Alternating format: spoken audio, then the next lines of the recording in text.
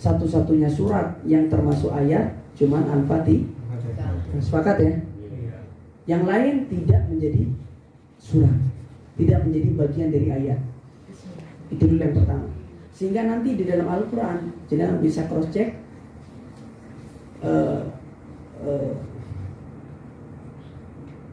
Fasta'id billah fa idza qara'tal Qur'an fasta'id billah. Kalau kalian mau memulai Al-Quran, bacalah ta'awuz. Itu dulu. Ini khusus untuk Al-Quran. Pertanyaan, saya ingin masuk ke pertanyaannya Bapak. Kalau kalian mau memulai membaca Al-Quran, yang wajib itu adalah baca a'udzubillahi minasyaitonirrajim. Itu yang wajib. Tapi kalau mau baca Al-Quran, lalu memulai dari awal ayatnya, awal suratnya, maka boten-nopo baca bismillah. Maka posisi a'udzubillah lebih wajib daripada bismillah. Itu dulu yang pertama. Karena konteks ayatnya begitu. Fa idza qara'tal Qur'an fasta'id billah. Kalau kalian mau baca Al-Qur'an, memulai baca Al-Qur'an, baca ta'awuz. Karena kita ingin minta perlindungan dari Allah agar jangan sampai ada syaitan yang ganggu. Sehingga enggak khusyuk baca Al-Qur'an, sehingga enggak merasakan lezatnya Al-Qur'an. Tapi ternyata kalau bismillah itu termasuk bagian dari surat Al-Fatihah, apalagi maka wajib harus dibaca bismillah. Tapi kalau yang lain hukumnya sunnah. Ternyata baca surat Wadduha, maka mau baca ta'awuz lalu kemudian bismillahirrahmanirrahim, Wadduha afdol. Tapi ternyata baca Wadduha tidak pakai ta'awuz, bacanya bismillah, bacanya Wadduha, maka kurang afdol. Tapi kalau baca a'udzubillah langsung baca Wadduha afdol. Bisa dipahami? Karena dia punya hukum. Saya tadi sampaikan ke Pak Henry sama Pak Sulis, semua Pak Sulis mana? Pak Sulis, hukum mempelajari Quran apa? Mempelajari tajwid apa? Pak Sulis? Wajib. Fardu kifayah. Kalau belajar Quran, belajar kaidah-kaidahnya, itu hukumnya fardu kifayah. Cukup satu orang nggak apa-apa. Kayak orang salam, assalamualaikum, yang jawab satu orang, meskipun nggak semua orang, maka cukup. Makanya korelasinya dengan hadis Nabi SAW, kalau ada di dalam satu kampung nggak ada yang bisa baca Al-Quran satu pun, yang nggak mau belajar Al-Quran satu pun, maka semua kampung itu dilaknat oleh Allah. Itu hadisnya. Tapi kalau ada satu orang ngaji Quran, belajar Al-Quran, maka kampung itu nggak jadi dilaknat oleh Allah. Maka oleh karena itu, kalau ada anak yang mondok, kalau ada yang serius ngaji, kita kalau nggak punya kontribusi ngaji, kontribusinya adalah mensupport anaknya ngaji. Lalu kalau membaca Al-Quran secara pribadi, hukumnya apa Pak Sulis? Fardu ain, lebih wajib. Lebih wajib. Kalau kita baca, belajar tajwid, ngaji dengan cara tajwid, ngaji dengan huruf-hurufnya yang benar, itu hukumnya kalau membaca secara pribadi, hukumnya fardu ain. Kalau tadi Pak Sulis bilang, kita sholat tapi menghayal, gimana Ustaz? Sah sholatnya tapi nggak khusyuk, maka jangan minta pahalanya 27 derajat. Yang hanya dapat 27 derajat, yang dapat khusyuknya, yang tahu kaidah-kaidah sholatnya, yang tahu cara rukuknya, yang tahu cara sujud. Pertanyaannya, 40 tahun, 60 tahun kita sholat, berapa persen kita khusyuk sholatnya? Tuh, saya lanjut lagi. Lalu bagaimana Ustaz kalau ternyata di dalam Al-Quran di situ semuanya kalimatnya Bismillahirrahmanirrahim? Itu memang penulisan Al-Qurannya, penulisan Rosam Usmani Pak. Penulisan Rosam Usmani. Jadi kalau itu nanti kita rentetnya dari awal tentang penulisan Al-Quran tuh. Itu satu bab aja lumayan tuh, nanti kita butuh 2 jam. Sehingga saya singkat bahwasanya para jamaah yang Allah hormati, Rasulullah dan Allah SWT mengajarkan untuk memulai bekerja maka awali dengan Bismillah. Agar kita memunculkan kalimat Bismillah di situ, di awalnya di situ yang kita bayangkan adalah kita minta tolong sama kalau kita itu lemah, yang kita bayangin itu minta tolong gitu loh. Jangan Bismillah tapi merasa pede saya yang punya kuasa, itu bukan maknanya itu.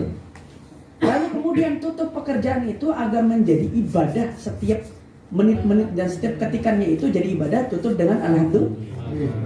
Pertanyaan bapaknya tadi, lalu bagaimana Ustaz kalau dapat nikmat? Lalu kemudian langsung ucap alhamdulillah. Itulah inti dari mendapatkan alhamdulillah. Karena ucap alhamdulillah itu merasakan nikmatnya. Merasakan? Ada orang yang ternyata mengucap bismillah, diakhiri alhamdulillah, tapi nggak merasakan nikmatnya. Ada. Tapi tetap dapat pahala, tetap bernilai ibadah. Oke, bisa dipahami? Okay. Lalu bagaimana Ustaz kalau di dalam hadis Nabi, ternyata di dalam hadis Nabi SAW kata Nabi untuk makan ibu, kul bismillah wa kul biyaminik wa kul mimma yalik. Ucap bismillah kata Nabi, bukan bismillahirrahmanirrahim. Bismillah ucap Nabi di dalam hadis, bukan bismillahirrahmanirrahim. Tapi kan kita pengen alim, kita pengen lebih komplit. Pertanyaannya, kalau jenengan pengen sholat maghrib 4 rakaat sah boten? Tapi pengen alim. Kalau zikirnya habis sholat bukan 33 tapi 35 sah boten? Masalahnya sah tapi kurang afdol. Kita kan mau cari yang semakin afdol. Bisa dipahami? Nah kata Nabi khusus untuk makan baca bismillah. Untuk makan nih khusus dalilnya. Khusus dalilnya bismillah. Kenapa kok bisa begitu Ustaz? Wallahu a'lam bishawab. Rasulullah kenapa bilang begitu? Saya nggak mau lebih pintar daripada Rasulullah. Kenapa nggak bismillahirrahmanirrahim, alhamdulillah lebih afdal kalau lebih panjang kalimat doa-doanya. Udah bismillah aja. Oh ternyata agar mudah. Saya tanya, boro-boro kita yang nggak alim ternyata nggak ingat bismillah Pak, langsung saksek apalagi lapar. Ternyata Rasulullah memberikan keringanan itu agar semuanya bisa kena. Boro-boro zikirnya panjang. Yang bismillah aja kadang-kadang lupa. Apalagi bismillahirrahmanirrahim. Bismillah Allahumma barik lana fima razaqtana. Yakin saya itu hanya dihafal ketika masih kecil. Atau ketika bimbing anak atau cucu lagi berbuka puasa atau mau sahur. Jarang.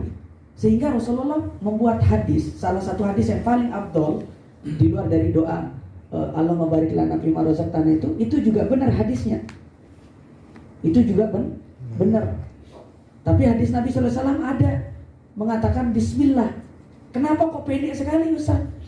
Biar semuanya kena.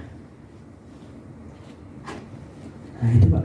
Lalu kalau pekerjaan yang lain tadi bismillahirrahmanirrahim, nah itu dia konteksnya. Itu dalam hadis yang lain. Jadi tadi itu khusus untuk makan.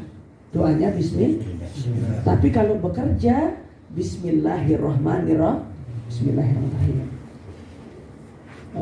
Maka oleh karena itu para jamaah yang kula hormati, ketika kita belajar tentang agama, maka perlu adanya pembanding agama, pembanding hadis. Kalau kita terpaku dengan satu hadis, maka kita tidak ngerti asbabun nuzul, asbabul turunnya ayat dan hadis ini apa.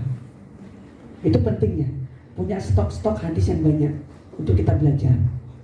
Kayak tadi misalnya, kenapa cuma bismillah dimakan?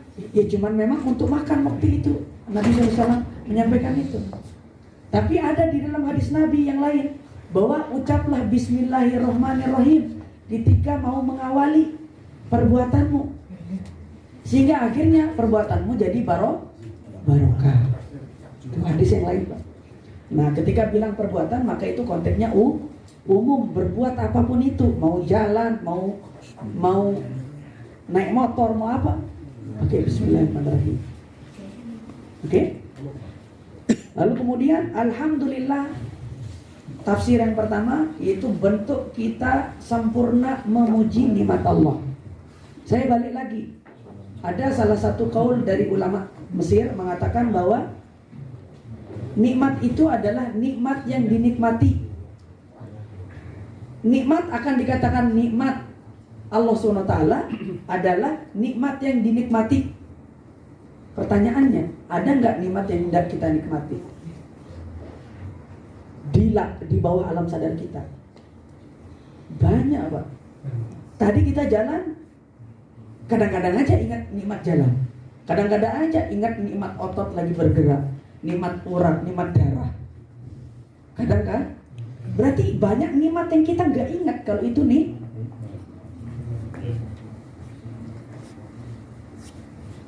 Makanya oleh karena itu Rasulullah dan Allah SWT ingin menguji kita agar kita menjadi sempurna di situ. Tutup dengan kalimat alhamdulillah. Terbebas kita di situ.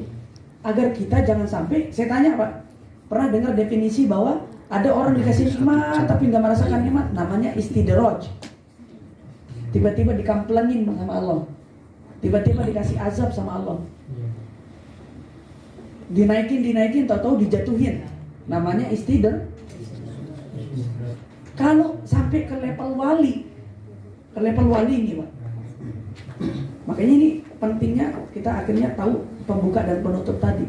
Ternyata jangan sampai kita termasuk mendapatkan nikmat yang istidraj. Kan gak ada orang, seorang mukmin yang mau dapat nikmat istidraj. Yang dilulukan, diangkat terus sama Allah, tahu-tahu dijatuhin blok. Yang kita sangka selama ini nikmat itu yang sifatnya terlihat, dikasih rezeki terus ke atas, tahu-tahu ambruk. Bukan itu aja, namanya istidraj. Itu namanya istidraj. Bukan hanya itu. Berarti ternyata para ulama mengatakan bahwa seperti definisi yang tadi, bahwa banyak nikmat yang Allah berikan tapi tidak kita nikmati, tidak kita sadari. Wah, itu udah level wali sudah. Makanya para ulama terdahulu bahkan sampai cari garam itu minta tolong sama Allah, cari garam, padahal tinggal ke dapurnya buka buka toplesnya, selesai. Ulama terdahulu begitu kendaraannya ada yang lecet, langsung ingat, ini salah saya apa. Itu tapi levelnya sudah. Ya makanya saya bilang ketika saya diajak diskusi sama Syekh saya waktu itu, kita perlu ke dalam level-level mengikuti jejak-jejaknya para alim ulama dan para orang soleh tadi itu. Kadang-kadang lebih baik begitu daripada nggak pernah.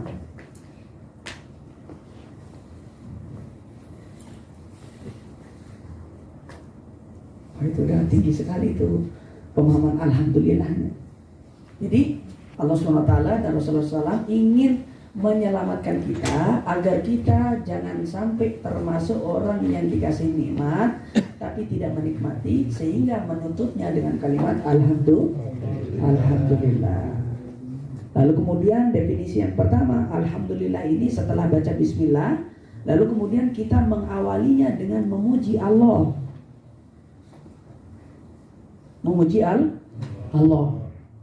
Alhamdulillahi Rabbil Alamin, segala puji bagi Allah Tuhan semesta alam. Itu yang kita pahami dan yang kita hafal dari arti-arti Al-Quran yang sudah dijelaskan.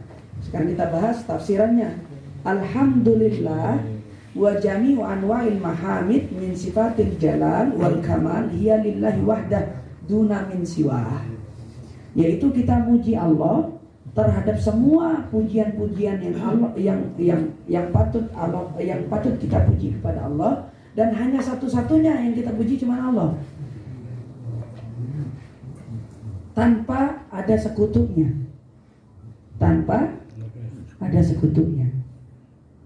Idh huwa rabbu kulli syai' wa khaliquhu wa mudabbiruh.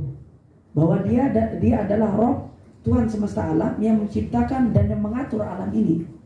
Wal alimun, yang menguasai, jami'ul alim, semua yang dikuasai. Lalu wal alimun jami'ul alim, dan mengetahui semua yang diketahui. Wahum kullu ma siwallahi ta'ala. Kesimpulannya adalah ketika kita baca alhamdulillahirabbil alamin, kita mengawali bahwa setiap perbuatan, tindak tanduk, perkataan kita ini yang kita puji adalah cuma satu-satunya Allah Subhanahu wa taala. Makanya Rasulullah SAW mendidik umat-umatnya ketika dapat nikmat, alhamdulillahi syukur. Begitu mendapatkan kabar gembira, alhamdulillahi syukur. Begitu menutup perbuatannya, alhamdulillah. Itu adalah alhamdulillah rabbil alamin. Kemudian begitu kita baca rabbil alamin, kita harus terbayang di situ bahwa Allah yang mengatur semuanya dan Allah tahu. Allah tahu. Pernah nggak Ustadz ternyata mana kondisi lebih besar kita merasa berterima kasih kepada manusia dibanding Allah? Ada nggak Ustadz? Ada. Ada. Terutama orang-orang, misalnya contoh orang-orang pejabat, langsung aja ya, pejabat yang pengen naik kedudukan, naik jabatan, jarang ngaji misalnya jarang ngaji. Begitu dibantu untuk naik jabatan, pertanyaannya, rasa terima kasihnya lebih besar ke Allah sama orang itu atau sama orang itu? Itu yang terjadi. Berarti orang itu termasuk mengucapkan rasa pujian terima kasih sama Allah dan menduakan Allah namanya. Itu kalau udah lebih dalam itu Pak.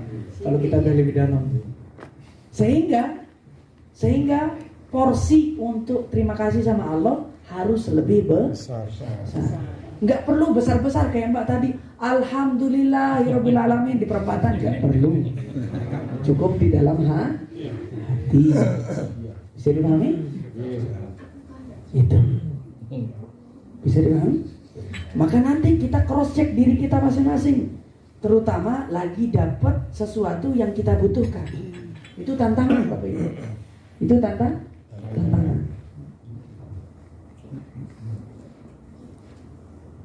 Apalagi kan lagi mepet-mepet mau naik jabatan, dipepet, puji atasannya, puji kan begitu. Lah bunyinya lillahi wahdah duna min siwa. Kalau mau puji hanya Allah aja, nggak usah ada pembandingnya. Itu kalau udah level wali sudah itu. Tetap kita ucap rasa syukur karena ada ayatnya, ada hadisnya. Man yashkurun nas, man la yashkurun nas, la yashkurullah. Bunyi hadisnya. Kalau ada orang yang nggak pandai berterima kasih kepada manusia, berarti tandanya orang itu nggak pandai bersyukur. Itu hadisnya di redaksi yang lain. Itu potensinya adalah untuk menjaga hubungan sosial. Pertanyaannya bertanya kepada keimanan kita sekarang. Kita lebih puji Allah ketika dapat jabatan tadi atau lebih ucap alhamdulillahnya sama si atasan tadi? Ini ngaji level wali. Alhamdulillah Pak. Sampai ucap alhamdulillah. Matur saking makasih Pak. Apalagi kalau itu bukan apa-apa sebenarnya. Tapi di dalam hatinya harus lebih. Itu masalahnya.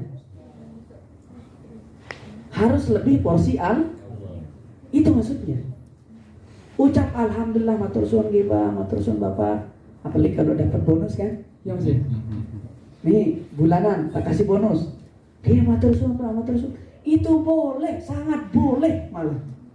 Tapi jangan tinggalkan Allah di dalam hatinya. Ya Allah, terima kasih. Lebih lama ingat Allah, lebih dalam rasa syukur sama Allah.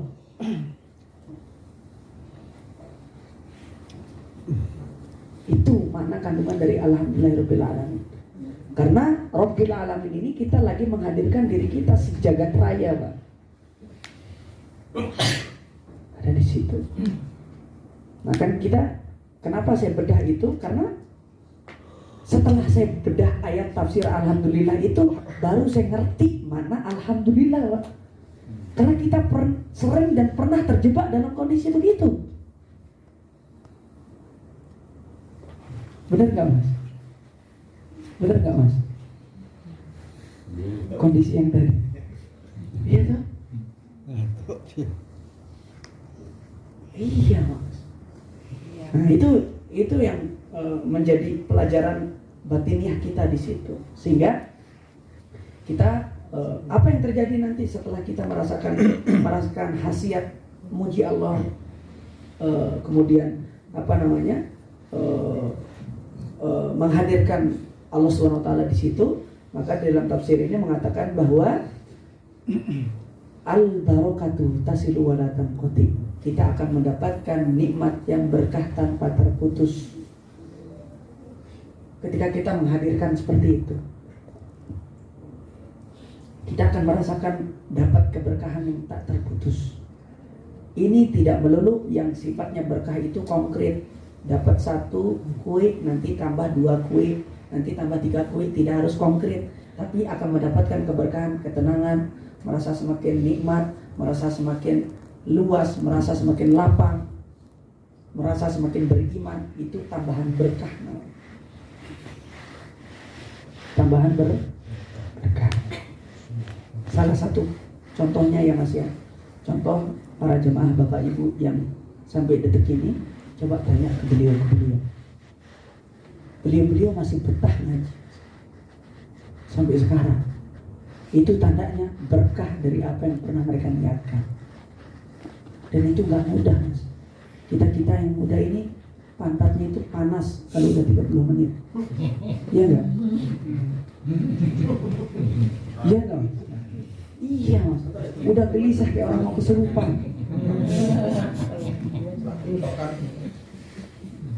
Iya tak?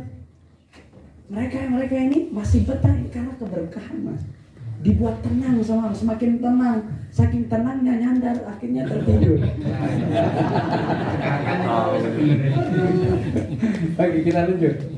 Ar-Rahmanir Rahim yang tadi saya sampaikan. Ar-Rahman itu adalah takaran rezeki yang Allah berikan kepada orang mukmin ataupun tidak mau. Sekarang saya tidak mau hanya bahas di situ. Dalamannya adalah takaran yang seperti apa? Kopi sama-sama minum kopi. Gaji 5 juta sama-sama gaji 5 juta. Gimana caranya supaya berbeda? Dikasih sehat kita dapat sehat nggak? Dikasih napas mereka dapat napas nggak? Supaya jadi berbeda, maka sisipkan di situ iman sama Allah. Sisipkan di situ ada kalimat Allah. Ucap bismillah, tutup alhamdulillah. Kesimpulannya di situ. Kan nanti disuruh alhamdulillah kan pusing juga mas. Udah mending di penutupan selesai. Karena kita termasuk hamba-hamba yang pengen instan, cepat masuk surga. Gitu mas? Iya tuh, benar nggak? Ya, karena kita masuk generasi-generasi yang seperti itu, ya karena yang dawuh seperti itu Nabi. Umur umatku yang nanti di akhir zaman umurnya pendek-pendek, orangnya pendek-pendek. Itu kata Nabi Muhammad SAW. Tapi pahala mereka berlimpah. Kapan dia berlimpah? Itu menjadi catatan. Oh ternyata kita dikasih pesan-pesan sama Nabi yang membuat jadi kesimpulan mas. Ya tadi itu bismillah tutup dengan alhamdulillah. Alhamdulillah simple mas. Saya tanya mas, pernah kan dengar hadis Nabi SAW bahwa baca Qul huwallahu 3 kali sudah sama seperti baca 1 Quran. Cross check mas asbabun nuzulnya. Sebab turunnya hadis itu kapan dan di mana, kapan dia? Apa pada saat awal Nabi dikurunin Qul huwallahu? Tidak mas. Itu rezeki buat kita yang malas-malas baca Quran 30 juz. Itu penutup itu. Di akhir-akhir hidup Nabi SAW itu turunkan hadis itu. Sebagai apa? Sebagai penutup mas. Coba sekarang dibuat 30 juz semuanya, kan repot mas. Jiwatan. Iya. Sekarang saya tanya mas, ada hadis Nabi SAW bilang begini mas, man qara'al Qur'an wa ta'allamahu wa amila bihi Baca Quran, mudeng orang mudeng. Pelajari Quran, ada gurunya, paham gak paham. Mempelajari dan mengamalkan Quran, 3 orang ini bisa mendapatkan syafaat dan bisa memberikan syafaat. Kira-kira 3 ini kita punya enggak? Punya, Mas. Kalau ditambah menghafal 1 baru agak repot. Dan menghafal Quran harus ada syaratnya, berapa juz. Kalau dibilang 10 juz, berat gak kira-kira, Mas? Berat. Untung Nabi bilang 3. Baca, yang penting baca. Belajar ada gurunya, yang penting belajar. Tapi pertanyaannya, kita kan malu belajar. Ini disuruh belajar selama masih proses belajar. Kalau sudah paham, boleh bertambah-tambah. Pelajari Al-Quran yang lain. Apa itu? Pengembangannya, tafsirnya. Lah kalau belum fase baca Quran, masih di fase punya kewajiban baca Al-Quran, ada gurunya dan mengamalkannya. Yang sering terjadi itu ini 1 dan 3. Belajar dan baca dan mengamalkannya. Itu kita bebas di situ. Tapi yang sering gagal, belajar ada guru.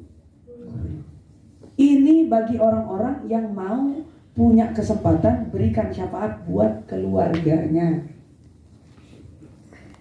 Kayak kita, ketika orang tua butuh, kita bisa menolong orang tua. Enak gak, Mas? Nanti di akhirat orang tua kita langsung kasih tiket, Mas. Gak usah muluk-muluk. Dihisap iya, selesai dihisap langsung kasih tiket masuk surga, Mas. Itu enaknya lewat syafaat Quran. Beruntung Nabi bilang baca. Kalau Nabi bilang baca sampai paham, repot, Mas. Coba belajar ada gurunya sampai hafal, sampai selesai kitabnya, repot gak, Mas? Repot. Untung bilang belajar, yang penting ada guru. Apa maksudnya yang penting ada gurunya? Kalau salah dibenerin, dibimbing, diluruskan. Nah ini kalau kita dapat syafaat. Apa hadis ini turun ketika Nabi Muhammad awal-awal diutus jadi seorang nabi? Tidak, Mas. Kok nggak diturunin, Ustaz, ketika awal-awal Nabi? Agar semua para sahabat serius ngapal Quran, Mas. Karena imannya beda kayak kita. Kesungguhannya beda. Tapi Nabi tahu umat-umatnya itu adalah semakin akhir zaman nanti semakin banyak yang lalai. Seperti yang saya bahas kemarin di tafsir Al-Bayyinah, Al-Anbiya. Kondisi semakin dekat akhir zaman, yang kata Rabbalin nasi hisabuhum fi ghaflatin mu'ridun. Semakin dekat hari kiamat, kondisi umat manusia semakin dekat hari kiamat, semakin banyaklah yang lalai. Jangan kaget, jangan khawatir. Itu sudah menjadi takdir Allah, yaitulah lalai. Tapi kalau kita ternyata diselamatkan, gak lalai, masih senang ngaji, masih merasa berkurang, kalau tertinggal sholat merasa berdosa, merasa bersalah, tandanya kita diselamatkan. Alhamdulillah. Mudah-mudahan di situ Ar-Rahman itu saya hanya fokus di Ar-Rahman, di kalimat Ar-Rahmanir-Rahim ini, karena Ar-Rahman ini Bapak, para jemaah yang kula hormati, bahwa kita perlu cross check masing-masing nikmat yang Allah berikan sama seperti nikmatnya rizkinya orang-orang kafir, ya, agar jangan sampai kita termasuk orang yang takarannya sama. Takarannya sama. Saya kasih contoh yang real konkret aja, Mas. Ya, izin. Orang nonis pakai baju enggak? Oke ya, sepakat ya? Oke. Apakah dia berniat untuk nutup aurat? Enggak ya. Meskipun niat pun enggak dapat ganjaran. Yang kedua, kita kalau pakai baju ada doanya enggak, Mas? Ada. Nah, itu dia. Sehingga jadi nilainya beda. Sama-sama pakai baju tapi nilainya beda. Sama kayak ini, minum. Orang kafir minum enggak? Minum. Tapi kita dibimbing, bismillah. Tutup alhamdulillah. Jadi beda. Jadi beda. Akhirnya Nabi Muhammad SAW buat kesimpulan, semua perbuatan kalian kecuali yang khusus-khusus saya bahas. Kan ini tadi khusus bismillah. Lalu kemudian makan bismillah. Maka Allah buat Rasulullah SAW buat kesimpulan, semua perbuatan perkataan yang kalian ucap dan yang kalian lakukan selama hidup kalian, maka mulailah perbuatan itu, pekerjaan itu dengan bismillah, tutup dengan alhamdulillah, agar jadi berkah. Agar jadi berkah. Nanti lihat di Quran atau di kitab, Mas. Di awal diucap di situ kalimat muqaddimah Bismillahirrahmanirrahim, nanti ditutup Alhamdulillahirrahmanirrahim dan lain sebagainya. Mudah-mudahan itu bisa bermanfaat buat seluruh para jemaah yang kula hormati. Kita baru sampai tafsir Ar-Rahmanir-Rahim, karena tafsir berikutnya cukup dalam juga ya. Boleh sedikit aja. Banyak-banyak. Jadi tadi kan awal disampaikan bahwa senyum itu juga ibadah. Namun orang senyum ini kemudian itu ada kesabaran di sana. Didahului oleh sabar sehingga kita bisa tersenyum. Gimana kalau dimarahi istri kan nggak mungkin bisa tersenyum Pak. Jadi agar kita bisa sabar, yang benar-benar sabar, itu nyuwun tulung Pak Ustadz. Seperti apa? Misal kalau lagi dimarahi istri terus Senyum. Gimana mau senyum Pak Ustadz? Nah, makanya dimarahi tapi agar kita bisa tetap senyum. Gimana Pak? Menurut saya Ya ikhlas.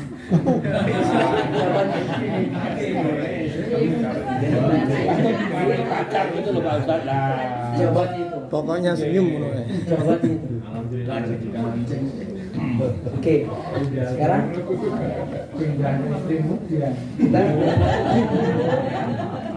ternyata jawabannya tadi itu Pak. Jawabannya ikhlas. Ini kan lagi kena marah, lagi kena omel, mau senyum bingung. Ya. Jadi dapat pahalanya lewat mana? Lewat dengerin istrinya ngomel. Itu pahalanya di situ. Dapat pahala Pak. Maka jangan jenengan orang lagi marah jangan senyum kan repot. Itu nggak logis. Itu jadi dengerin dulu. Kalimat tabasumuka biwajhika shadaqah. Itu kalimat Nabi sallallahu alaihi wasallam itu ada konteks-konteksnya. Ada konteks-konteks. Di hadis Nabi sallallahu alaihi wasallam itu ketika menghadapi orang lagi marah, maka harus menjadi pendingin. Pendinginnya gimana? Di situ mengajak dia untuk menerima bahwa ini kehendak Allah SWT. Misalnya itu kesimpulan dalam hadis Nabi SAW. Lah kalau ternyata orang lagi marah terus kita senyum-senyum kan tambah dikepok gitu. Maka kita nggak pakai versi itu. Versinya apa? Versinya beda. Contoh kayak orang masuk kamar mandi dengan masuk rumah atau masuk masjid beda nggak doanya? Beda, jangan disamakan. Maka itu nanti kesimpulannya beda. Kesimpulan Nabi tadi adalah kesimpulan secara umum, tapi ada secara khusus. Kayak doa masuk masjid atau doa masuk kamar mandi, doanya beda. A'udzubillahi minal hubusi khaba'is. Itu doanya khusus. Nah, kalau marah ada juga kondisinya. Di dalam hadis Nabi SAW, Nabi SAW kalau marah melihat Aisyah lagi ngambek itu disayang dengan pelukan. Nabi SAW tidak praktekin senyum. Tidak. Untung Nabi nggak praktekin senyum. Kalau Nabi praktekin senyum repot nggak? Untung redaksi hadisnya Rasulullah sayang. Sifatnya umum. Sayang ini kan banyak. Entah itu dari lagi ngambek nggak pernah diajak keluar. Sayangnya nggak pernah dipeluk, ya tinggal dipeluk. Tidak dikasih uang. Sifatnya umum, sifatnya Allah. Rasulullah SAW menyampaikan bahwa sayang. Kalau Rasulullah jawabannya senyum, repot. Nah itu cara kita memahami. Ketika ada hadis ini, oh ada hadis ini. Nah sama kayak tadi. Kayak pertanyaan Bapak tadi kan, bagaimana kalau bismillah? Itu konteks jalan. Ada lagi ya? Enggak. Kembali ke Bismillahirrahmanirrahim tadi. Jadi di surat Al-Fatihah itu kan Bismillahirrahmanirrahim termasuk dalam ayat pertama ya. Itu kalau dibaca berarti baca Bismillahirrahmanirrahim, yang siratal ladzina dan seterusnya itu digabung. Tapi kalau itu disir berarti bisa dipisah gitu ya. Dipisah. Kalau jahar disambung, kalau sir dipisah. Itu pada saat kita sholat sendiri, pas sholat sunnah itu kan baca Al-Fatihah kan termasuk rukun. Itu kita juga mengikuti kaidah itu atau bagaimana? Terus pada saat sholat jamaah itu kan di surat-surat yang lain kan Bismillahirrahmanirrahim kan tambahan, bukan termasuk ayat kecuali yang surat Taubah itu ya. Nah itu apakah sebaiknya imam itu pada saat membaca surat itu setelah Al-Fatihah itu apakah dia sebaiknya tidak membaca Bismillahirrahmanirrahim atau sebaiknya membaca, atau yang afdal gimana begitu pada saat sholat jamaah gitu. Pertanyaannya dua berarti Pak ya. Pertama, kata Nabi sallallahu alaihi wasallam, la sholata liman lam yaqra bi Fatihatil Kitab. Tidak akan sah seseorang kalau tidak membaca Al-Fatihah. Itu dulu ya. Al-Fatihah ini sempurna ayatnya 7. Sepakati di situ. Maka hukum membaca Al-Fatihah itu wajib. Jahar dan sirnya itu belakangan. Sir tetap baca Al-Fatihah, tapi sir. Bisa dipahami? Oke. Nah, kalau kita sudah sepakat tentang bahwa tidak akan sah sholat seseorang kalau nggak baca Al-Fatihah, berarti akan ada ayat yang kurang. Al-Fatihah itu kalimatnya sempurna, 7 ayat. Oke, sepakati di situ. Lalu kemudian, bagaimana Ustaz kalau kita baca Al-Fatihah tapi Bismillahnya sir? Itu urusan belakangan. Hukum baca Al-Fatihahnya, Bismillah itu termasuk wajib. Wajib ya. Kalaupun ternyata surat lain itu hukumnya mubah, boleh, sunnah, boleh-boleh saja, tapi tidak wajib. Itu dulu. Lalu kemudian Ustaz, kalau ternyata kita sholat sendiri, tetap wajib. Tetap wajib. Karena kata hadis Nabi tadi itu tidak terikat dengan fardu atau munfarid atau berjamaah. Tidak. Yang penting sholat. Itu yang pertama. Yang kedua, kalau ternyata kita jadi makmum di rakaat yang ketiga, kalau ternyata jadi imam, tapi ternyata baca surat-surat yang lain, surat pendek, pakai Bismillah atau nggak pakai Bismillah, boleh nggak? Boleh.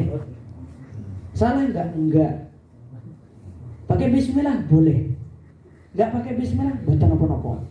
Maksudnya abdolnya yang mana gitu? Abdolnya pakai Bismillah, abdolnya di situ. Tapi dua-duanya juga sah dan abdol. Kan ada imam yang kadang-kadang ngambil tengah-tengah ya suratnya, itu juga nggak pakai Bismillah. Oke, saya udah masuk ke pertanyaan Bapak. Kalau ternyata dia masuk di setelah baca Al-Fatihah masuk ke ayat pendek, ternyata dia baca tengah-tengah ayat dari surat Al-An'am misalnya, maka tidak pakai Bismillah, langsung ke ayatnya. Tapi itu abdol. Abdol.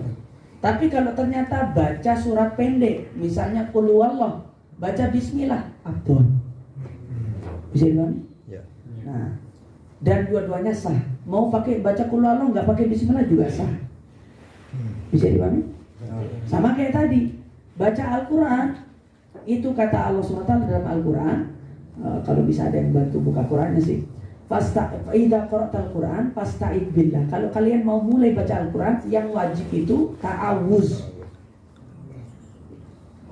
Ta'awuz, a'udzubillahi minasyaitonir rajim.